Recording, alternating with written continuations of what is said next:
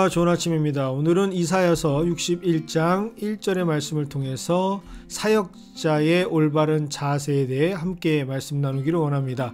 오늘 본문은 구약 시대의 현실에서 이제 곧 오시게 될 메시아, 즉 구원자이신 예수님께서 이 땅에 오셔서 행하시게 될 구원의 사역에 대한 내용을 기록한 말씀입니다.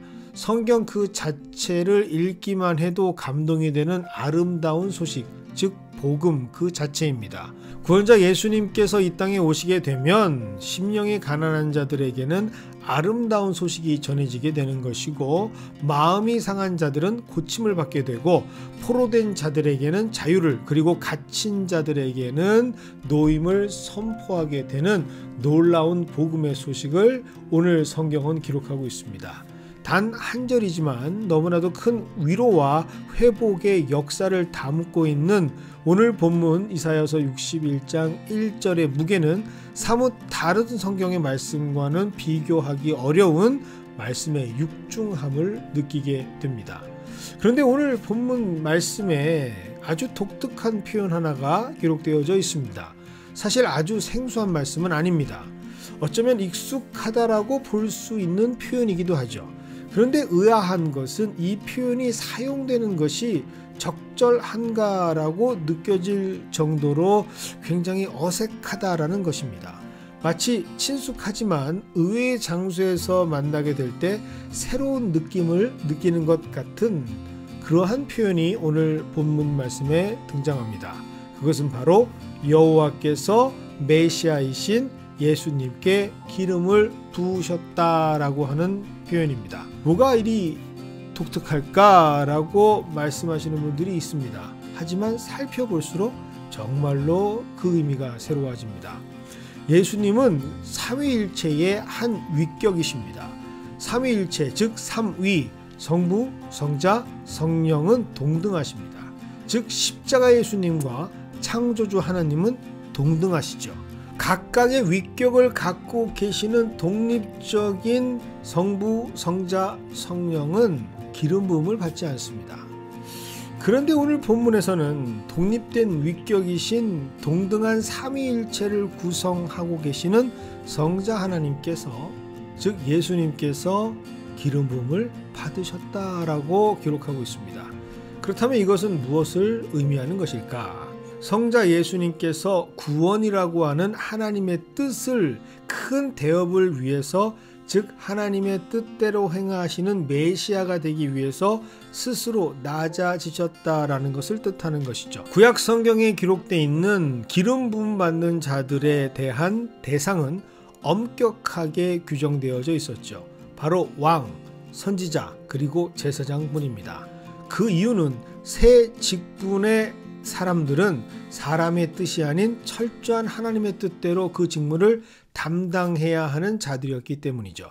그래서 성경은 이들이 하나님의 뜻이 아닌 자신의 목적이나 이익을 이루려고 했을 때 하나님께서 철저하게 그들을 응징하시고 하나님의 뜻이 무엇인지를 정확하게 깨달을 수 있도록 하셨다라고 각각 여러 자리에서 성경에서 이것을 증거하고 있습니다.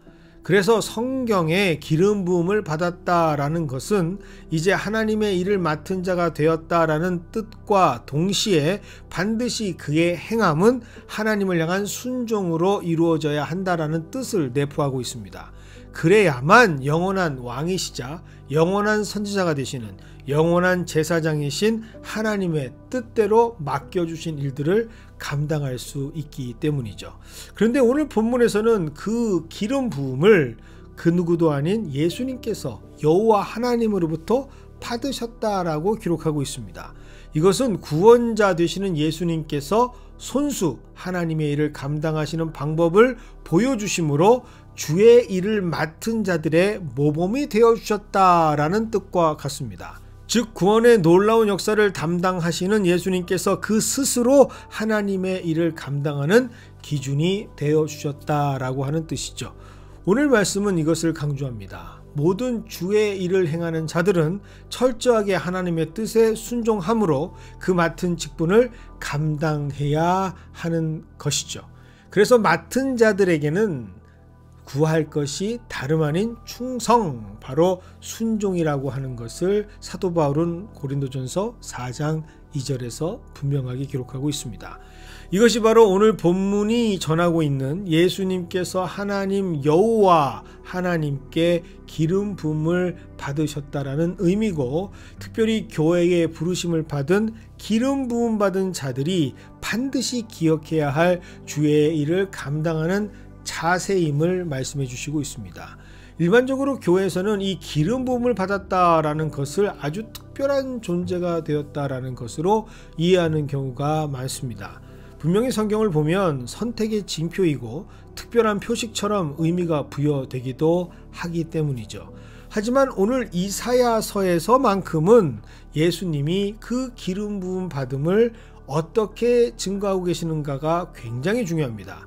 스스로 낮아져 순종함이라고 말씀하시기 때문이죠. 사역자, 섬기는 자, 맡은 자, 부르심을 입은 자들은 바로 이 예수님의 순종의 모습으로 하나님의 뜻을 감당하게 될 때, 그때 비로소 심령이 가난한 자들에게 아름다운 소식이 전해지고 마음이 상한 자들에게 고침이 이루어지고 포로된 자들에게 자유를, 그리고 갇힌 자들에게 노임이 선포되어지는 놀라운 주의 역사가 실현되는 것이죠. 예수님께서 보여주신 이 모든 하나님의 일은 순종의 모습으로 완성이 되었습니다. 십자가의 고난과 영광의 교차로에서 예수님께서는 분명하게 말씀하고 있습니다. 마태복음 26장 39절입니다. 조금 나아가서 얼굴을 땅에 대시고 엎드려 기도하여 이르시되 내 아버지여, 만일 할만하시거든 이 잔을 내게서 지나가게 하옵소서. 그러나 나의 원대로 마시옵고 아버지의 원대로 하옵소서. 십자가의 완성은 바로 이 예수님의 순종으로 시작될 수 있었던 것이죠. 그래서 오늘 말씀은 너무나도 분명한 사역의 기준, 신앙의 기준이 됩니다. 오늘 아침 우리가 기억해야 할 이 귀한 말씀의 결론을, 그래서 사도 바울을 통한 하나님의 말씀으로 빌립보서 2장 5절로부터 8절까지의 말씀을 다시 한번 되돌아봅니다. 너희 안에 이 마음을 품으라. 곧 그리스도 예수의 마음이니 그는 근본 하나님의 본체시나 하나님과 동등함을 취할 것으로 여기지 아니하시고 오히려 자기를 비워 종의 형체를 가지사 사람들과 같이 되셨고 사람의 모양으로 나타나사 자기를 낮추시고 죽기까지 복종하셨으니 곧 십자가에 죽으심이라. 오늘도 맡으신 주의 일들을 이렇게 말씀대로 기쁨으로 죽기까지 순종하신 예수님을 닮아 감당하면서 하나님의 뜻이 온전하게 이루어지는 하루로 살아가는 저와 여러분이 되시기를 주님의 이름으로 축원드립니다.